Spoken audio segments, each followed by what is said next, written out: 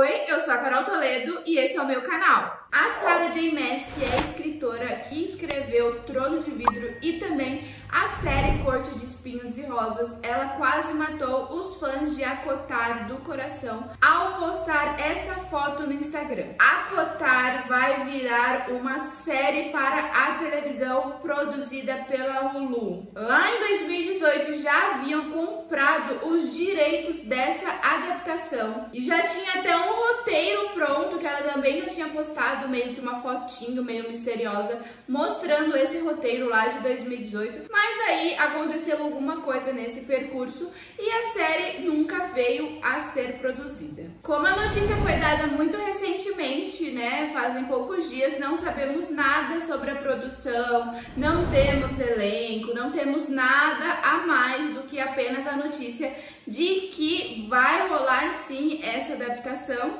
e que também a Sarah J. Maas está trabalhando como roteirista ao lado do Ron Moore. Ele também é produtor de séries assim aclamadíssimas e uma delas é Outlander. E Outlander também é uma adaptação, é uma série gigantesca de não sei quantos livros, calhamaços gigantescos assim, 1000 páginas, sei lá. E então é uma adaptação feita por ele. E assim, eu particularmente confio bastante nas produções da Disney com relação à fantasia, já que a Hulu é da Disney também. E como a Sarah J. Maas está como roteirista, eu tenho um pouco mais assim de confiança. Mas afinal, do que se trata Corte de Espinhos e Rosas? Eu vou contar um pouco pra vocês aqui de qual que é o enredo, né, de qual que é o roteiro principal do primeiro livro, que é o Corte de Espinhos e Rosas. A série de Corte é composta por alguns livros. Primeiramente, são 3 que contam a história principal. O primeiro livro da série é Corte de Espinhos e Rosas, o segundo é Corte de Névoa e Fúria e o terceiro, Corte de Asas e Ruínas. E também tem o quarto livro, que ele é bem fininho, é como se fosse um especial de solstício, né, que seria meio que o Natal deles, que se chama Corte de Gelo e Estrelas, mas que esse livro é importantíssimo porque agora em abril será lançado o quarto livro, que é um spin-off da série. Ou seja, esse quarto livro vai contar uma história no mesmo universo de Corte de Espinhos e Rosas, porém ele vai contar uma história à parte, de um novo casal, de novas coisas que acontecem. Então não vai ser focado na história dos 3 primeiros livros. Uma curiosidade que eu acho bem legal de comentar sobre Corte de Espinhos e Rosas é que originalmente a autora Sarah J. Maas se inspirou no romance do conto de fadas da Bela e a Fera. A história se passa em Preaching, eu não sei nem se fala, tem muitos nomes bem esquisitos, né,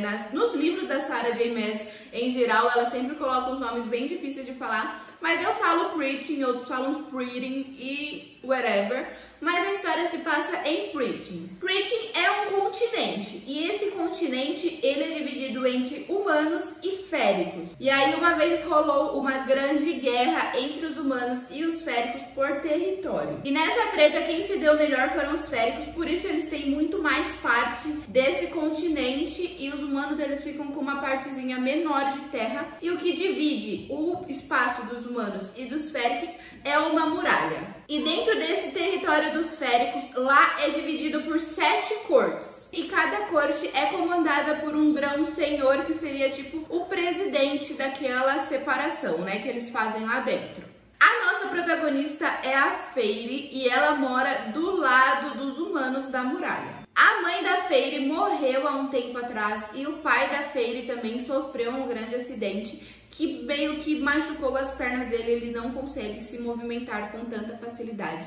E a família da Feyre era bem rica, teve um tempo que eles tinham muito dinheiro, mas eles simplesmente perderam tudo e hoje eles vivem assim numa situação bem precária. E também nessa casa, junto com a Feyre, mora a irmã dela, a Elaine, e a outra irmã mais velha, que é a Nesta. Antes de morrer, a Feyre fez uma promessa para a mãe que ela cuidaria das suas irmãs e da sua família. Então, todas as vezes que eles precisam comer, é ela quem sai para caçar e trazer o mantimento para dentro da casa dela. Já que assim, as irmãs dela são bem wherever, não fazem absolutamente nada para ajudar a Feyre. Então, ela que tem toda essa pose de ativa, ela vai e faz. ela não espera ninguém fazer nada e é ela que traz o sustento para dentro da casa dela. Um dia a Feyre está caçando próximo à muralha que divide, né, a terra dos humanos e dos féricos, e aí ela avista um animal lá que ela quer caçar, só que vem um lobo muito grande, realmente muito grande, e acaba avançando nessa presa dela e a Feyre não pensa duas vezes e mata esse lobo. E é aí que a treta começa, já que esse lobo na verdade era um férico e ela acabou de descumprir alguma das maiores leis que há entre os humanos e os féricos, que é de ninguém se matar, né? Ela matou um férico. Quem quebra essa lei, ela tem que pagar com a própria vida por causa dessa pena de morte que existem lá na lei deles. E aí, quando ela tá lá de boa, ela volta pra casa dela sem entender muito o que aconteceu. Um tempo depois, um urso gigantesco invade a casa dela, destrói, assim, algumas portas e tal, e dá duas opções pra ela. Ou ela morre, né, ou ele mata ela, ou ela vai com ele para a terra dos féricos. Como ela tá entre a vida ou a morte, é melhor ser escravizada e talvez conseguir ainda dar um sustento para a família dela. Ela aceita ir com esse animal lá para a terra dos féricos, jurando que ela de alguma forma lá vai ser escravizada, vai sofrer muito, mas não é o que acontece. Quando ela chega lá, ela está na corte primaveril. E essa corte é comandada pelo grão-senhor Tanlin e também pelo seu braço direito, que é o Lucien. E é como eu falei, ela tá lá jurando que ela vai ser feita de escrava, mas na verdade ela é super bem tratada nesse lugar.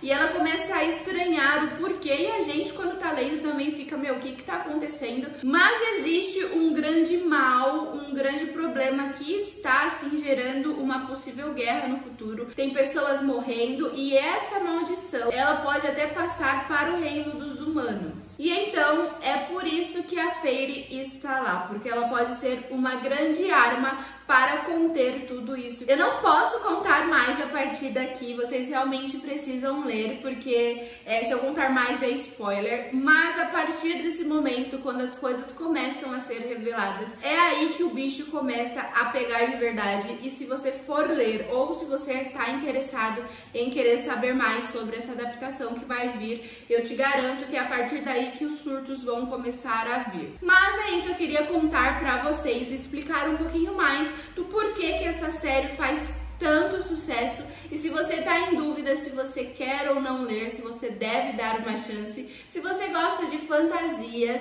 com bastante romance, bastante aventura, bastante ação, esse livro vai ser bem aconselhável para você. A história no começo do primeiro livro, ela é um pouco mais lenta, porque a autora ela precisa introduzir a gente, né, introduzir o leitor nesse novo mundo com novos personagens. Ainda mais se você nunca leu nada da autora, como o Trono de Vidro, você vai ficar meio perdido na escrita dela e também nesse novo mundo que ela te apresenta. Depois que você começa a se adaptar, a se ambientar, a leitura é fluida e você vai ler os 3 livros assim. E esse foi o vídeo de hoje, contando pra vocês um pouquinho mais do que se trata o livro O Corte de Espinhos e Rosas.